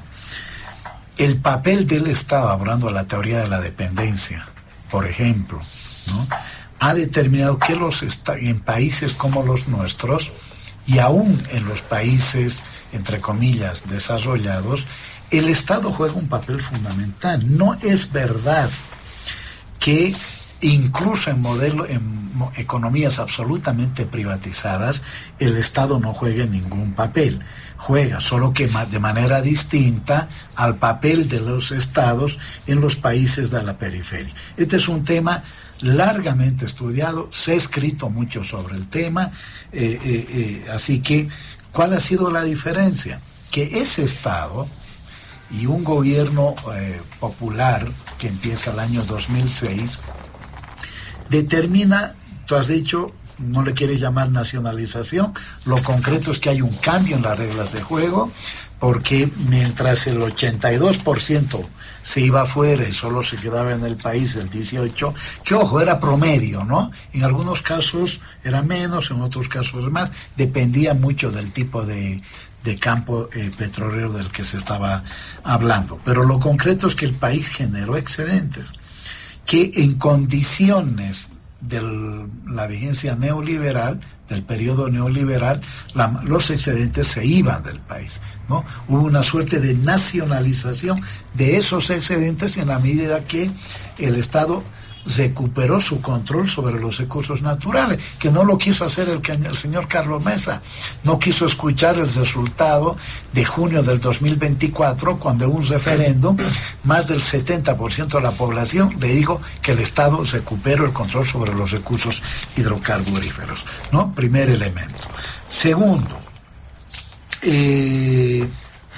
no es tampoco cierto de que en un país con el que tú lo has señalado, hiperpresidencialista, y luego hablas, ¿no es cierto?, de que los ministros tienen no, sí, tienen hasta por ahí, porque precisamente un rasgo es el hiperpresidencialismo, donde normalmente se toman decisiones en función, ¿no es cierto?, de la última palabra la tiene ciertamente el jefe de Estado. Yo entiendo por ahí lo señalado ¿no? Entonces, y tercero, 1997, ¿verdad? La capitalización. Antes. 95 en realidad, ¿verdad? ¿Cuánto, no? A esta suerte de apología de la inversión privada, ¿cuánto entró? Ha sido de los 20 años, 1 o 2 años donde mayores ingresos entraron, entre el 95 y el 97. ¿A cuánto llegó? No llegó a más de 1.500 millones de dólares. Ojo, y había un gobierno absolutamente neoliberal, absolutamente partidario de las políticas del consenso de Washington, etcétera, etcétera. Ahí hay un tema de fondo, y es en el que yo creo que los bolivianos, hablando de propuestas, sí deberíamos ponernos de acuerdo. En algo nos tenemos que poner de acuerdo, ¿no? Y es de generar, ¿no es cierto?, una mayor seguridad jurídica hacia afuera. Y creo que eso trasciende al periodo del movimiento al socialismo. Lo demás es pura demagogia, Joshua, ¿ya? Aquí hay un problema estructural en el país. Y es que en los partidos hay temas en los que sí nos deberíamos poner de acuerdo. Este país puede convivir perfectamente con una economía plural, empresarios privados, cooperativistas, ¿no? La economía comunitaria, reitero que prácticamente es muy pequeña, y la economía estatal, ¿no? ¿Dónde interviene cada uno de ellos? ¿En qué medida? ¿En qué grado? O la asociación público-privada, etcétera, ¿no? Pero dejemos de confundir a la gente. Tú dices, Joshua, que este es un gobierno que ha estado con los empresarios. Por fin, ¿ha estado con los empresarios o les está confiscando? Bueno, ponte de acuerdo en tus ideas, ¿no? Y confiscación, ¿dónde? ¿Cuándo? ¿No? Quisiera que digas a la gente cuándo y cómo. Una cosa es tener control, que yo reitero incluso es insuficiente, y ustedes no han dicho nada, porque en esta tertulia estamos para debatir, ¿verdad? Yo creo que hay necesidad de reponer, y lo estoy diciendo claramente, no estoy hablando de agasarle al cuello a nadie, pero sí creo que hay que reponer ese decreto, ¿no?, que en su artículo 5, el 85, ¿no?, se dijo que las exportaciones, ¿no?, los resultados de las exportaciones del sector privado y estatal deberían pasar íntegramente por el Banco Central. Esta es una práctica que ocurre en la mayor parte de los países del mundo. Y termino. 1. Las propuestas concretas. Necesitamos que la Asamblea Legislativa apruebe los créditos, que deje de utilizar, ¿no?, su mayoría, en este caso en el Senado, como un arma de guerra. No, es decir, realmente se necesita aprobar estos créditos, lo va a tener que hacer también el próximo gobierno, cualquiera que sea. Segundo, yo creo que necesitamos dar paso a la optimización de la planta cirúrgica del Mutum. Yo creo que necesitamos la aprobación de los créditos para la industrialización del litio, que reitero, no son incompatibles con el desarrollo de una política de turismo en el gran salar de Uyuni. Y sobre todo creo yo que necesitamos, ¿no es cierto?, entender que la construcción y por lo tanto defensa del mercado interno, que es lo que se ha hecho desde el año 2006, le da una dinámica al país que es buena, ¿sí? Porque cuando se habla de achicar el Estado, se habla de reducir no solo trabajadores, sino de quitar circulante de las calles. Y eso afecta no solo a los que han sido echados del trabajo, sino que afecta también a los informales, es decir, a todo el comercio en general. Menos plata, menos consumo y por lo tanto mucho más miseria y hambre. Eso lo hemos vivido durante 20 años de neoliberalismo. Bien, muchas gracias, don Hugo Moldis. Para finalizar este primer punto, le damos la palabra a Franklin Pareja. Gracias, José Luis. A ver, querido Hugo, efectivamente el papel del Estado no va a desaparecer. El Estado tiene que tener un papel. El problema no radica en el papel del Estado, sino cuánto Estado queremos. El papel del Estado tendría que estar circunscrito a las cosas fundamentales, a la seguridad, a la educación, a la salud, a la justicia y a las relaciones internacionales. No tiene por qué meterse en la economía. ¿Por qué? Mira, los países escandinavos, Noruega, Finlandia, Suecia, Dinamarca, ¿no?, que una corriente de progresista europea y también latinoamericana, siempre los tildan de socialistas. No tienen nada de socialistas. Son países que tienen un Estado muy robusto en sus políticas sociales, pero de la más amplia libertad económica. Ahora, mira, Bolivia, en libertad económica, ocupa el puesto 165 de 169 países. O sea, a Bolivia no va a venir a invertir ni Dios, porque no hay libertad económica, no hay seguridad jurídica, no hay Estado de Derecho y hay un alto nivel de corrupción. Te invito a leer porque estos son datos. En esas condiciones no hay que solamente pensar en el gas, en el litio, hay que pensar en traer dinero de fuera. Bolivia tiene maravillas para explotar, pero no viene nadie.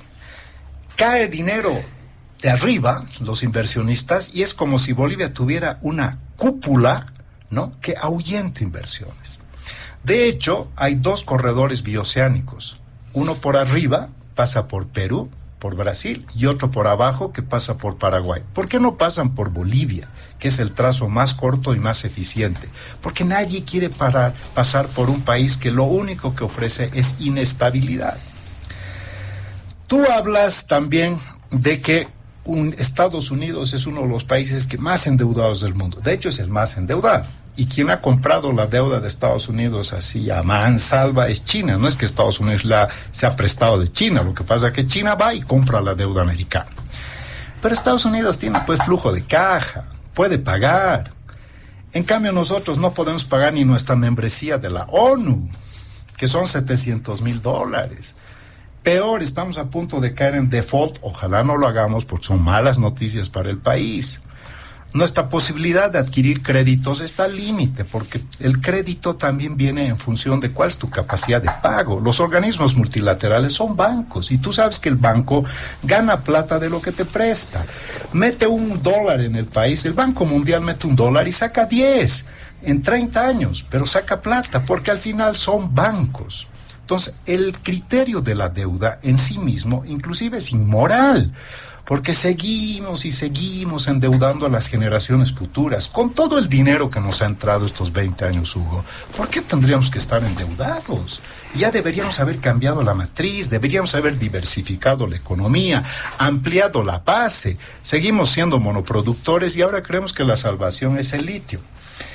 Y mira, esto también nos tiene que preocupar. No vamos a resolver los problemas milagrosamente ni rápidamente. Nadie lo va a resolver ni milagrosamente. No hay soluciones mágicas ni soluciones rápidas. Independientemente de quién sea el próximo gobierno, lamentablemente va a ser duro, ya es duro, pero estamos simplemente viendo la puntita, Más de ¿no? 100 días. Porque lamentablemente esto no hay fuentes que nos permitan pensar de que esto se va a salvar.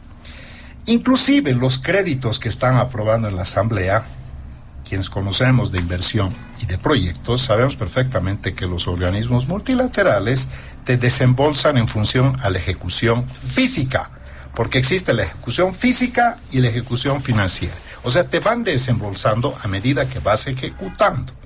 Si el proyecto dura 3 años, te van a desembolsar en 3 años. Eso se llama el desembolso par y paso. Por tanto, hoy por hoy necesitamos cerca de $400 millones, según los expertos en hidrocarburos, mensual, porque nuestra subvención más o menos ya ha pasado la franja de los $4,000 millones año. Entonces, no vamos a resolver con los créditos que se van a aprobar en la Asamblea. Digámosle la verdad a la gente, esto va a ser un veranillo, 2, 3, 4 semanas. Entonces vamos a estar nuevamente en problemas pronto. Yo me temo, sinceramente, de que hay cosas que tenemos que empezar ya no a verlas desde un prisma netamente ideológico. ¿Por qué? Porque hay cosas de sentido común. Por ejemplo, Hugo dice, con el 21060 había la obligatoriedad de pasar los dólares por el Banco Central. Pero ¿sabes qué ha hecho el 21060? Ha dado seguridad jurídica. Entonces los empresarios metían sus dólares y no les confiscaban. Y no les pagaban al tipo de cambio oficial fijo ni congelado, sino al tipo de cambio variable, porque para eso instalaron el bolsín. Entonces nadie sentía que su dólar se iba a pulverizar o evaporar. En cambio ahora tú vas, metes tu dólar al sistema financiero y te pagan al tipo de cambio oficial. Dime Hugo, ¿dónde hay dólar en 6.96? El dólar está por encima de los 30. ¿Quién va a agarrar su dinero y meterlo? Hay una cultura, además, de asociar a que los grandes traidores y especuladores son los empresarios. Yo he escuchado a dirigentes sociales, dicen, esos hacen subir la carne, esos hacen subir el pollo, esos hacen subir la soya.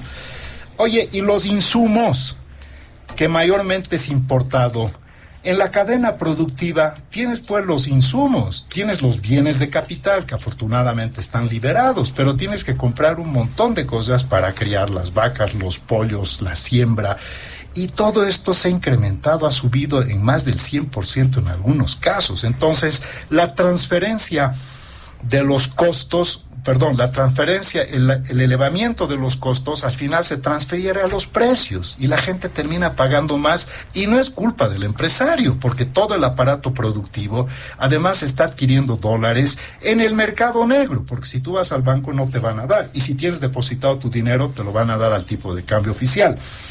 Esta crisis es un modelo que ha fallado, Hugo, porque la evidencia empírica así lo demuestra.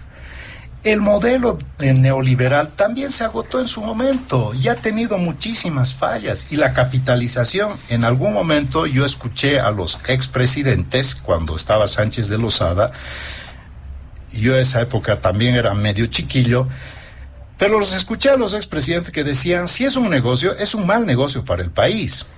¡Claro! No es que aquí estemos lanzando loas y vítores a todo lo que fue la capitalización, pero hubiera sido fantástico que con tanto dinero, por lo menos $60,000 millones durante este tiempo, hubiéramos podido hacer muchísimas más cosas, pero nos hemos dedicado irresponsablemente a redistribuir el excedente, pero no a generar riqueza. Creo que es una reflexión que ya la tenemos que ver rompiendo las barreras del sesgo ideológico, porque si nos fregamos todos. Aquí nadie va a salir ganador con una crisis económica.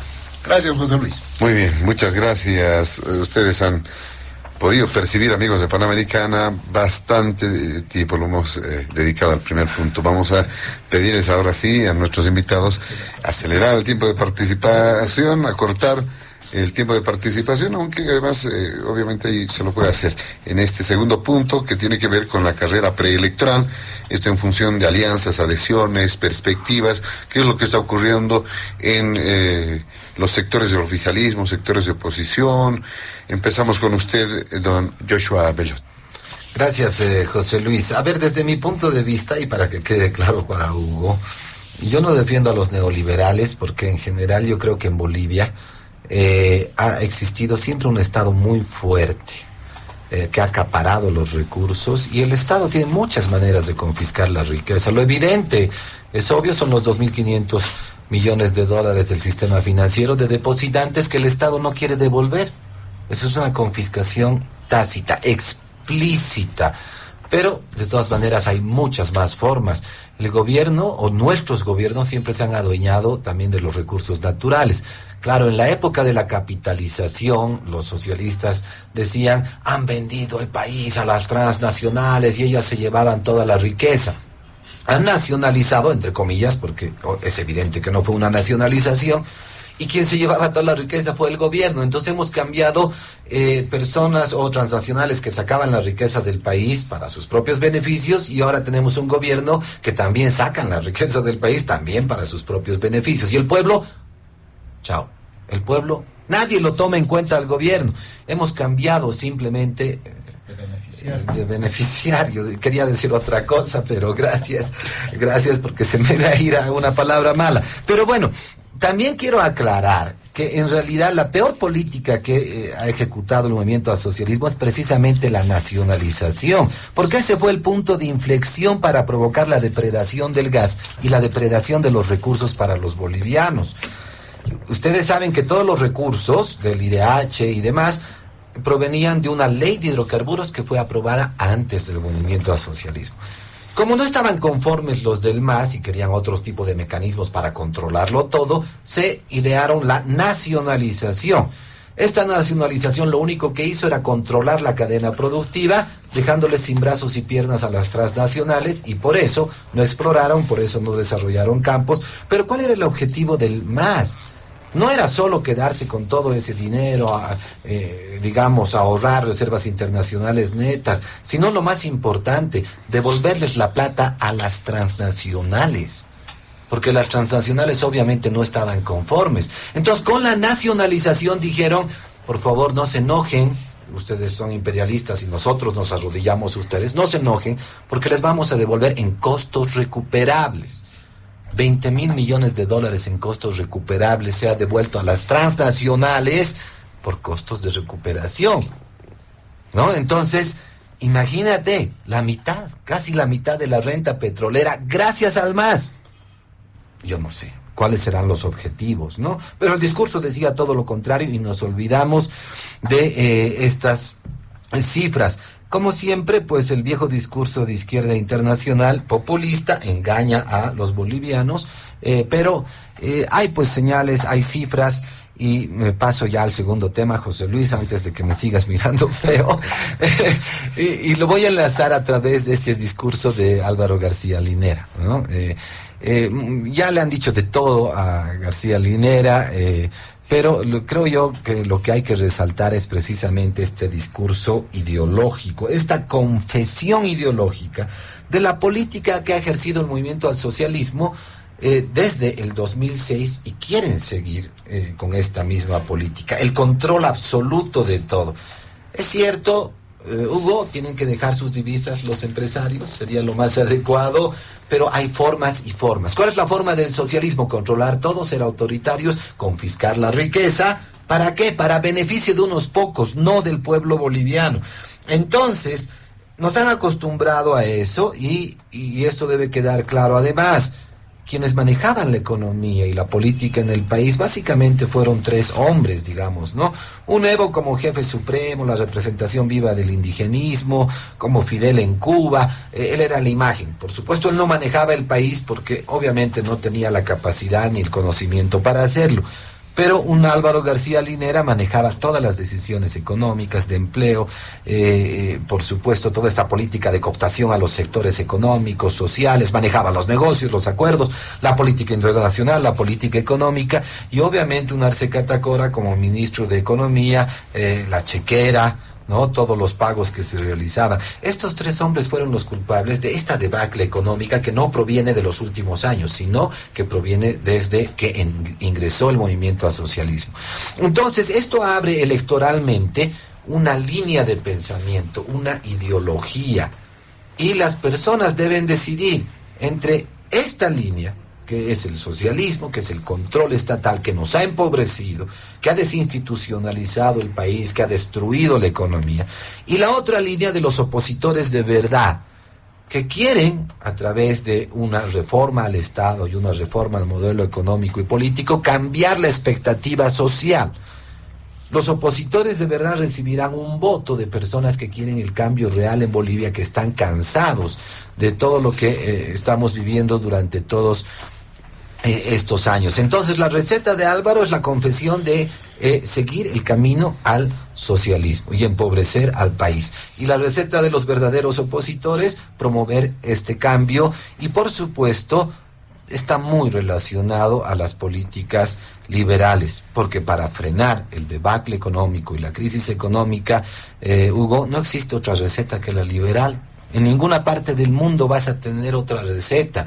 Y el mismo gobierno lo confiesa, ¿no? Hay que hacer ajustes al modelo, sí, hay que ajustar algunos gastos, sí, hay que liberalizar. ¿Por qué? Porque no les queda otra, porque han depredado con todo. Entonces tienen que aceptar todos los días políticas liberales para tratar de frenar la crisis. Entonces es obvio que este discurso del Bloque Popular Nacional para engañar a la gente, pues ya se ha agotado. La gente se ha enterado que los únicos beneficiados han sido los del gobierno y sus amigos, que han utilizado a las organizaciones sociales, han utilizado a los campesinos, a los indígenas, y la estrategia, digamos, en estos términos también se les ha acabado. Entonces, tenemos a un Evo Morales, un Arce Catacora, un Andrónico Rodríguez, probablemente un Manfred Ichi, que son, y la OCS, que son de este bloque popular, que promueven el continuismo o proponen algunos parches, digamos, simplemente para no salir de esta debacle y de esta crisis, sino darle un continuismo y, digamos, rebajar su intensidad. Y ese es el máximo resultado que van a obtener. Pero la demanda social, y esto que quede claro, y creo que esto es lo que va a definir el futuro del país, es una demanda de cambio. Quien no se alinee a esta demanda social, quien quiera seguir engañado por todos estos líderes políticos que obedecen al nacionalismo socialista popular, pues obviamente no van a encontrar digamos, esta relación entre el apoyo y lo que quieren las personas, un cambio de modelo definitivamente. Por eso es importante desnudar con cifras, con análisis, todo lo que ha ocurrido durante todo este tiempo, para que no quede simplemente en el análisis ideológico, sino también en un análisis objetivo que le muestre a la gente cómo es que realmente han saqueado el país en todos los sentidos, cómo es que han destruido todas las instituciones para beneficio propio. No nos olvidemos, el socialismo es un sistema político, no tiene casi nada que ver con la economía, solo quieren reproducir el poder, instrumentalizan la economía, instrumentalizan el presupuesto general de la nación para extorsionar, para coaccionar y por supuesto para sus propios beneficios y de sus amigos. Y ese tipo de decisiones son las que han generado esta crisis. Ahora, los bolivianos somos más pobres que hace varios años y también hay cifras que corroboran esto, y por supuesto la economía tiene grandes limitaciones para reaccionar, porque lamentablemente han destruido el empleo, han aumentado la informalidad, han reducido las empresas privadas, y obviamente el rol del Estado es importante para salvarnos de esta crisis. Si definimos bien el rol del Estado, pues obviamente vamos a poder derivar de ese rol varias políticas y propuestas que realmente cambien estructuralmente Bolivia, nos muestren un nuevo futuro, pero obviamente ese nuevo futuro y esas nuevas políticas son sin el movimiento al socialismo. Todos los socialistas son iguales porque primero es su ideología y no les interesa la economía, no les interesa crear riqueza, cuando un pueblo en realidad debe vivir de eso. Primero la economía. Entonces, vamos a entrar en una etapa política electoral que debería privilegiar la economía, la generación de riqueza, y en torno a este objetivo hacer política. Si no lo hacen así y se siguen privilegiando la política, pues los bolivianos van a frenar su propio futuro. Muy bien, muchas gracias, don Joshua Bellot, dando cuenta de este segundo punto que dice don Hugo Moldis a propósito de esto, quizá evidenciando con algunos elementos qué es lo que está ocurriendo, cómo se está moviendo. La dinámica es bastante intensa en este ámbito, se ha presentado en el ámbito preelectoral. Sí. A ver, yo creo que cuando se caracteriza al Estado y al gobierno actual, el que también empezó el 2006, ¿no? Como que se está haciendo un régimen o un sistema, como quiera llamarse, socialista, me parece un esfuerzo inútil, innecesario, pero más de eso absolutamente manipulador, ¿no? Somos una formación social capitalista, no hemos dejado de serlo, ¿no? Ojalá en algún momento nos liberemos del capitalismo, pero lo cierto es que no lo somos, ¿sí? Eso es un mínimo de honestidad intelectual, el reconocer, ¿no es cierto?, que hay un montón de reglas, un montón de dispositivos, un montón de mecanismos que tienen que ver con el carácter dependiente y atrasado de nuestro capitalismo, ¿no? De hecho, es una tarea inconclusa todavía, una tarea pendiente, el obtener la plena independencia económica, la plena soberanía política, ¿no? Pero eso por un lado, y por otro lado, defenestrar de manera tan automática, ¿no? Me parece estar escuchando a mis abuelitos de la década, ¿no? Del social, con los mismos argumentos que hablaban mis abuelos, ¿no? Descalificando al socialismo, digo abuelos entre comillas, ¿no? China es un ejemplo de cuánto, por ejemplo, se puede transformar la economía. Vietnam, ¿sí? Países socialistas que hoy, ¿no? China prácticamente la primera potencia en el mundo en muchas cosas ya, que ha dejado atrás a los Estados Unidos con un socialismo con las particularidades chinas, como ellos dicen. Vietnam, que tal vez es más cercano por el tamaño que tiene a nuestro país y del que se conoce y se habla poco, con un sistema socialista que le asegura bienestar a la gente. Así que es ocioso, digamos, insistir mucho en este tema, ¿no? Son clichés y los clichés alumbran muy poco a la gente. Ahora, bueno, pero en esto sí tiene razón Joshua. La gente va a tener que decidir entre la receta no solo neoliberal, sino entre, en comillas, libertaria, ¿no? Porque de libertaria no tiene nada, es una ofensa a los anarquistas, la verdad, ¿no? Cuando hablan de lo libertario, entre un ultraliberalismo, ante los cuales los neoliberales son bebés de pecho. Por lo tanto, ante un ultraliberalismo que va a querer arrasar absolutamente con todo, destruir la inclusión social y política que ha sido posible con este proceso de cambio, con todos los errores que ha podido cometer, como toda obra humana, con la concentración y la centralización de la riqueza en pocas manos, porque eso sí es, porque si hay algo que hace el capitalismo absolutamente privatizador y transnacionalizador, es producción social, ¿no? Pero apropiación privada del resultado de esa producción social, ¿no?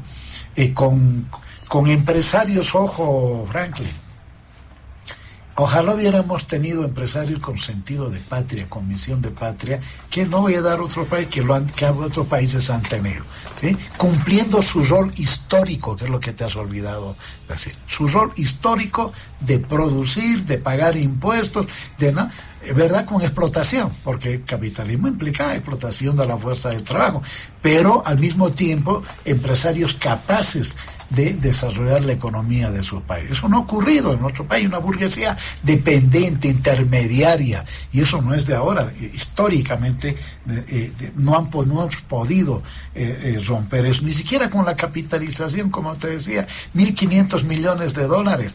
De esos 1.500, yo me acuerdo bien lo que me decía un amigo que era parte de ese gobierno, y me contaba cómo los brasileños que habían capitalizado el Yo Diario Boliviano se llevaban hasta los focos de nuestro país, ¿sí? Hasta los focos, textualmente. Entonces, esa apología, cuando uno ve al neoliberalismo y ve sus resultados, ¿no?, lo que menos puede hacer es llevarnos a reconocer que se logró la disminución de la pobreza y de la extrema pobreza desde el año 2006. Esos son datos reales que están ahí. En el tema del desempleo también, en el tema de la inclusión y la participación de la gente. Ahora, hay un tema pendiente, y yo no tengo temor en reconocerlo, que ser de izquierda no quiere decir no ser eficiente.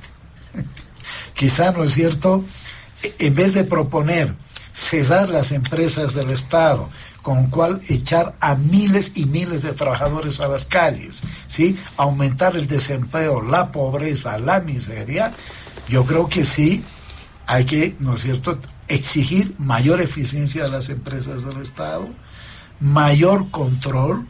Eso es verdad, es una autocrítica que se lo debe hacer desde el campo nacional popular. Bueno, entonces, ¿cómo se está configurando? Por un lado, la receta neoliberal y ultra neoliberal, y por otro lado, la de más bien rectificar errores, hacer ajuste al actual modelo que es plural a diferencia de lo que se quiere imponer, y por lo tanto atender a los desafíos de la economía, de la sociedad de aquí para adelante. Por un lado tenemos a la ultraderecha, Tuto Quiroga, Branco, que ya son uno solo, Camacho también en ese bloque, que, ojo, no van a poder hacer lo que Milei ha hecho en la Argentina, porque felizmente aquí hay un tejido y una configuración social distinta, ¿no?, en el caso de que triunfaran, que dudo mucho.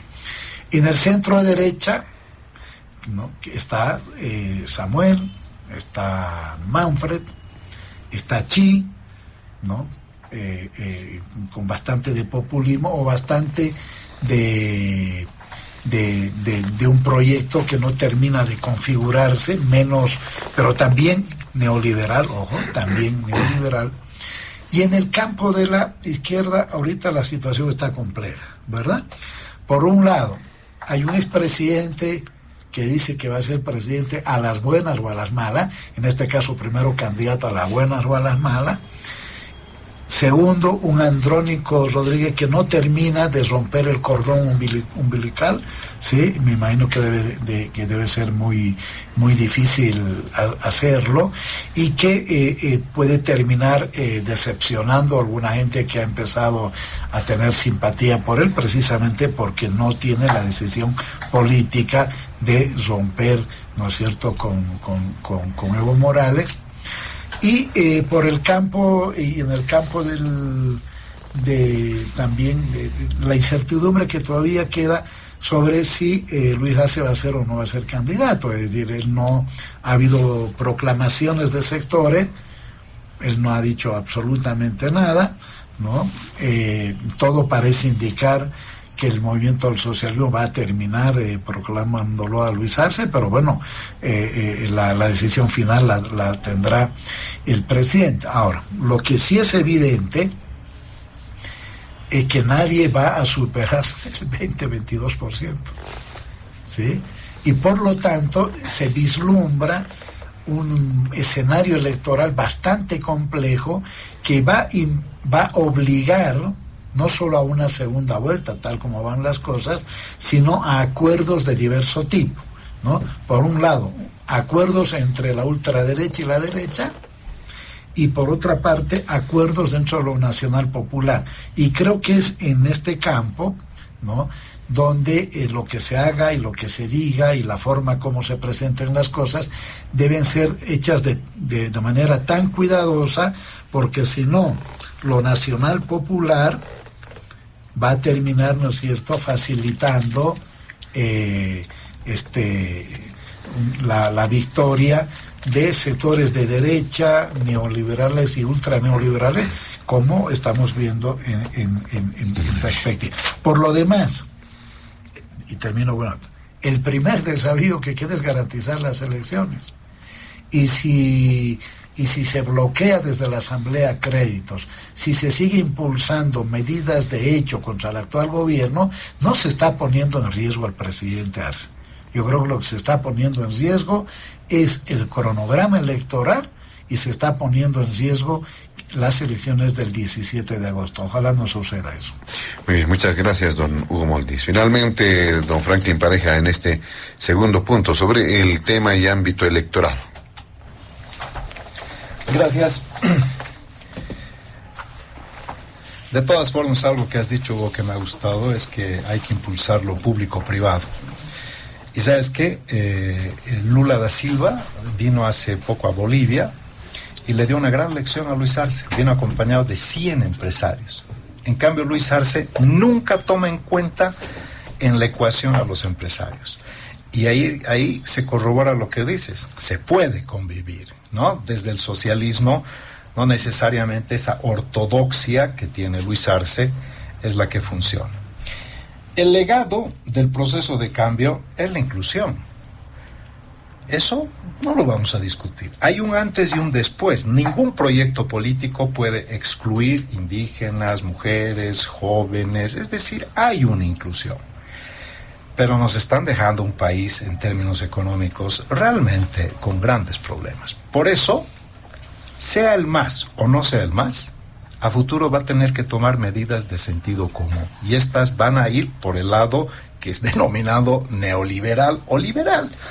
¿Por qué? Porque el déficit público no te permite más hacer un gasto dispendioso. Hay que recortar el gasto público. Y eso no significa despedir enfermeras, médicos, policías, maestros, no, ni militares, porque esa parte ni siquiera es del MAS. Es una parte activa del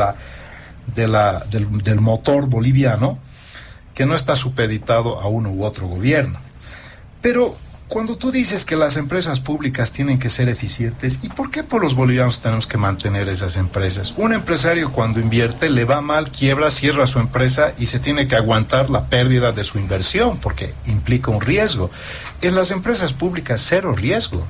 Todos nosotros pagamos, ojalá pagara pues don Luis Arce, don David Choquehuanca, los ministros. No, esa es plata pública. Por eso, por principio, los bolivianos no tenemos por qué crear fuentes de empleo para que encima sean ineficientes, generen pérdida y ¿sabes qué? Es una competencia desleal a nuestro tejido empresarial.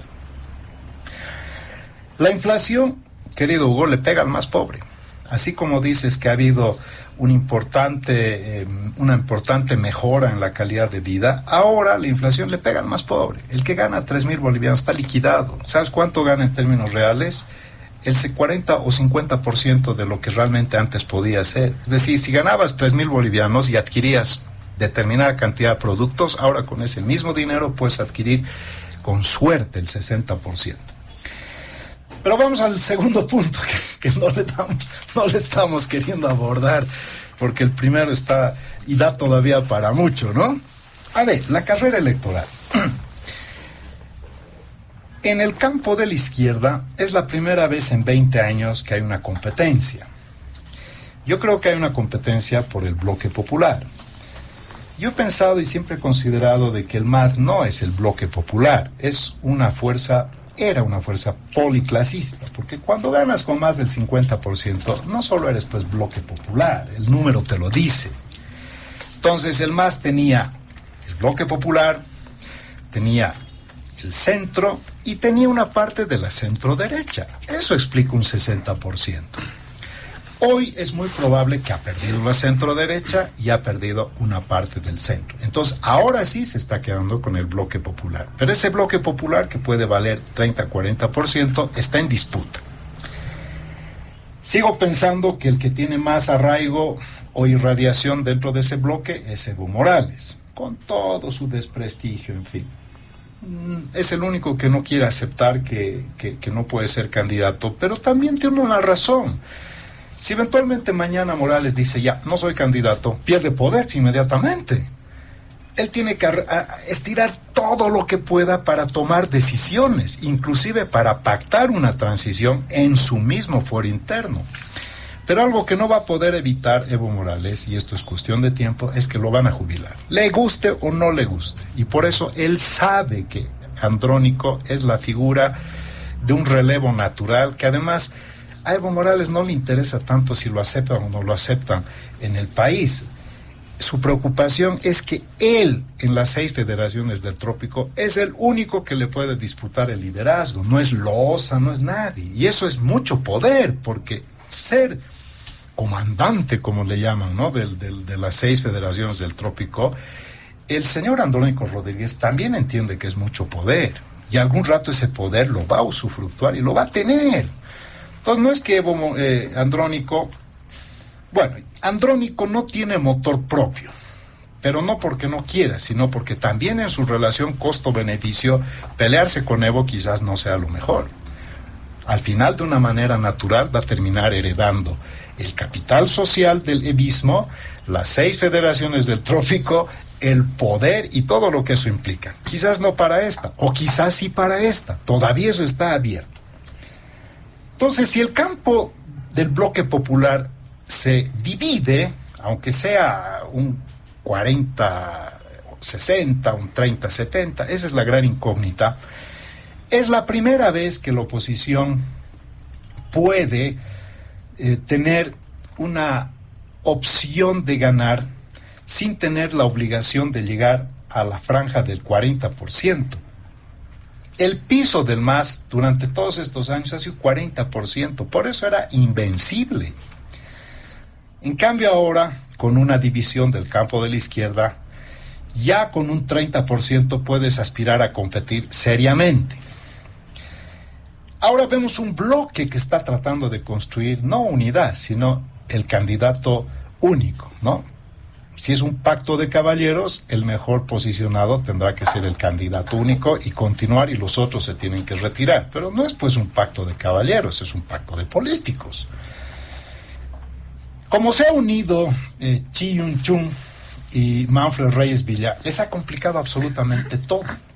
Porque una cosa es unirte con figuras conocidas y otra cosa es unirte entre prospectos que tienen capital político electoral.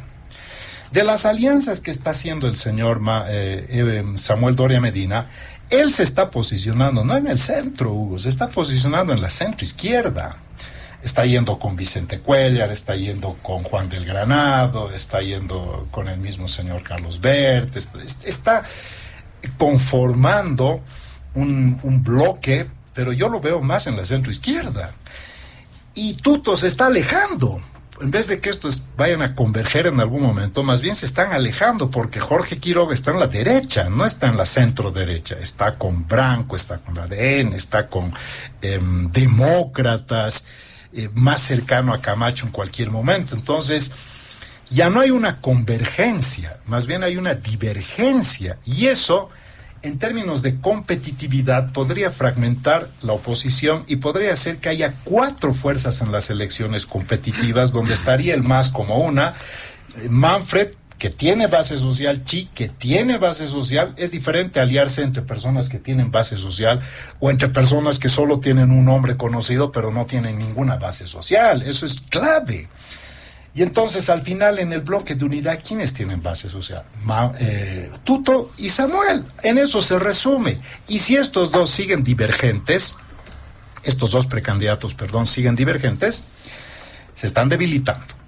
Así que, pragmáticamente, si lo vamos a ver desde una lógica aritmética, que no es la lógica política, yo te diría que el campo se ha complicado. Esta alianza de Chi y Manfred no es una cuestión banal ni que hay que soslayar. Está con una capacidad competitiva de un 20%. Entonces ha entrado fuerte y menos 20% y le quitas al otro. Entonces al final, ¿qué estás peleando? Estás peleando un 30%. Si van por separado, van a tener problemas. Y con esto cierro.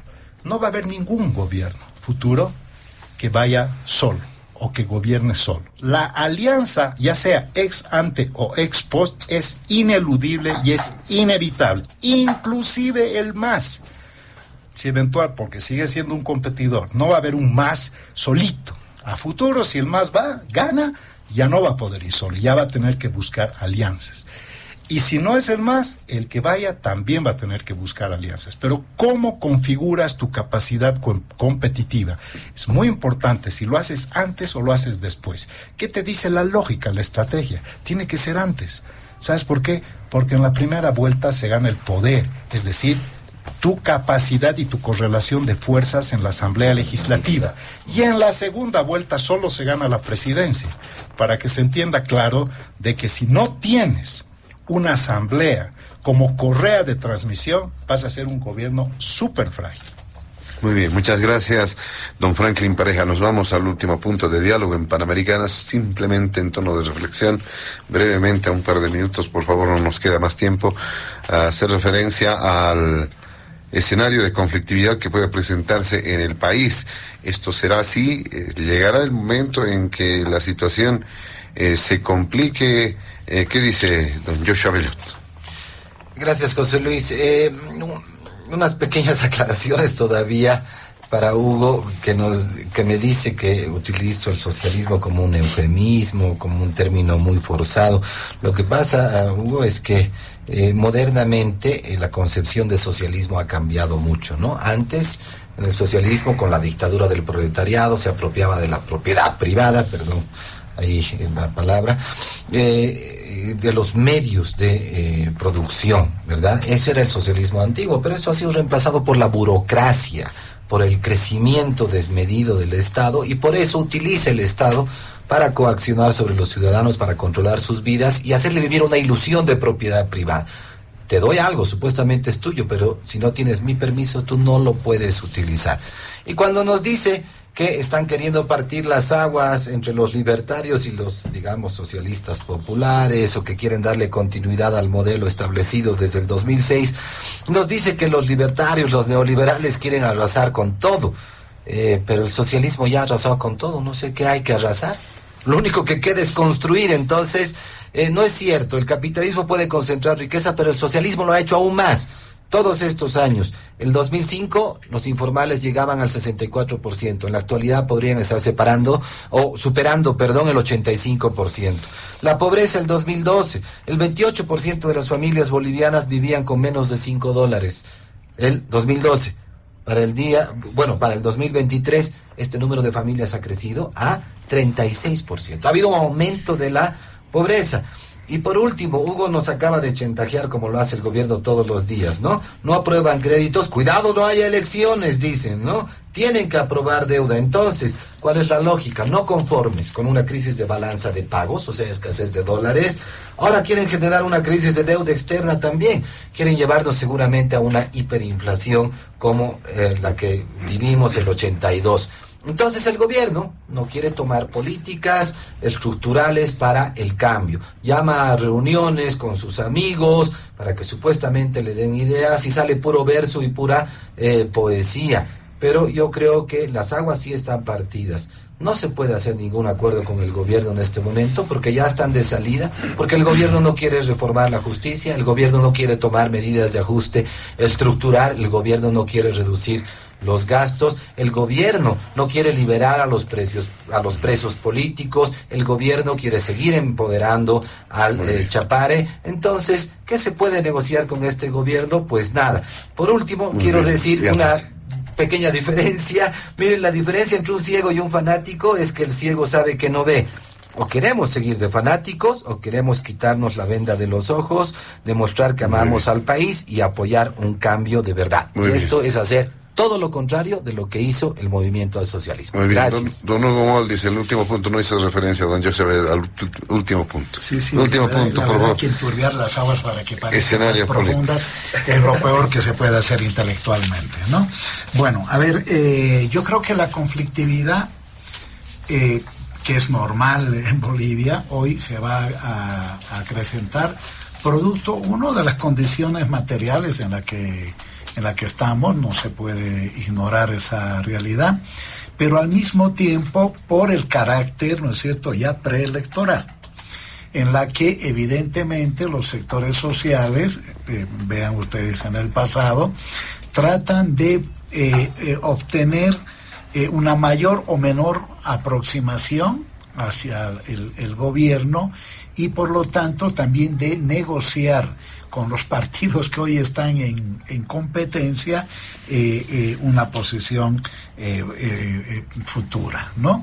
Entonces, lo peligroso es que esa conflictividad que no es inventada, ¿no?, genere una convulsión social que le interesa a muy pocos. Yo creo que hay sectores de la oposición de derecha que no le interesa ni la caída de Luis Arce, porque saben que eso va a generar una postergación de las elecciones. Pero creo que sí hay algunos contados actores que sí les interesa, o para habilitarse para las elecciones, ¿sí?, de obtener dos objetivos, como se dice, dos pájaros de un tiro, y de lo que hay que tener cuidado, porque finalmente entre este camino neoliberal y ultra, entre comillas, libertario, o el de hacer ajustes al modelo para seguir con mayor inclusión social, con mayor generación de excedentes, con mejor distribución de la riqueza, eso es mejor que lo definamos en las urnas, ¿no?, y no fuera de ellas. Así que conflictividad, sí, pero vamos a tener, pero sabiendo, ¿no es cierto?, de que hay peligros que nos acechan. Muy bien, don Franklin Pareja, para finalizar este último punto del programa. Gracias. Bueno, el presidente recientemente ha llamado a un diálogo. Yo personalmente era de la idea de que debió asistir la oposición, los líderes, en bloque. No excusarse. Para empezar, por principio, no hay que rehuir el diálogo. A mí me parece que hay dos formas de encarar un proceso, con inteligencia o con astucia. No son pues niños, no se van a dejar utilizar. El hecho de ir no es una utilización. Podían plantear inteligentemente el origen del problema, la debacle del problema y el fracaso del modelo. Con astucia podían desenmascararlo al presidente.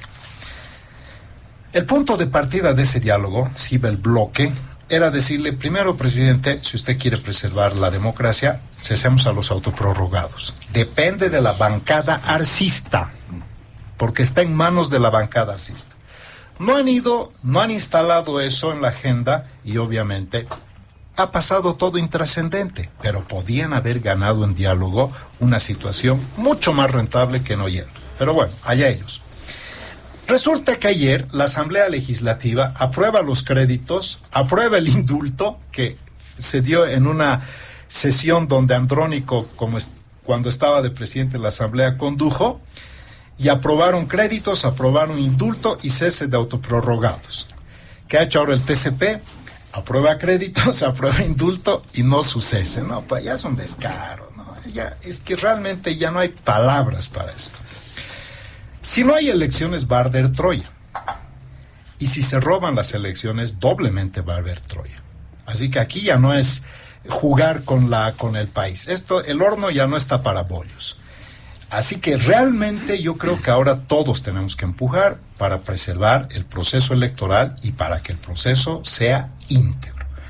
El momento de no convulsión, pero de conflictividad multisectorial está directamente asociado al tema económico.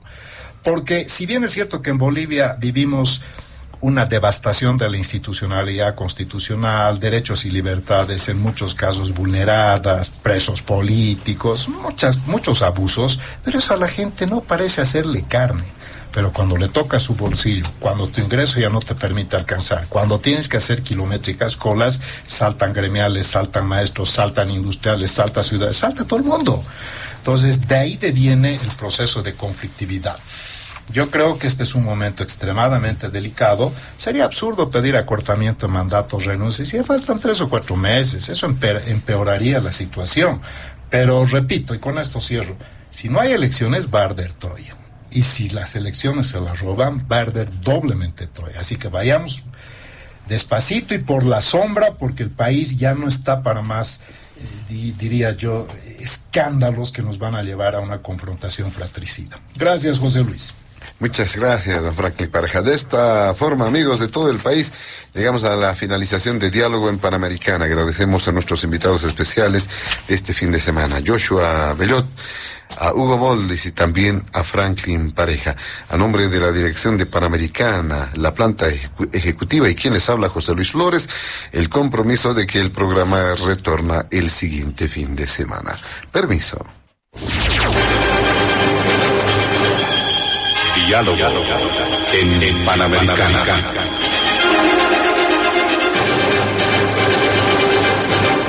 La radio agradece por la atención prestada al programa de hoy. Les invitamos a la próxima entrega del Departamento Periodístico de Panamericana, cuando anunciemos.